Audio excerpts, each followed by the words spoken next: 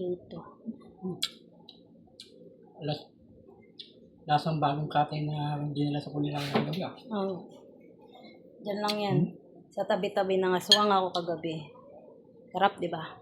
Fresh yan. Fresh na fresh. Atay mo sana kukunin ko kaso sira na eh. Kaya ibang atay na lang. Sarap. Baka may cancel pa yung natira mong ano. Walang cancer Atay. yan. Fresh na fresh yan. Galing bata.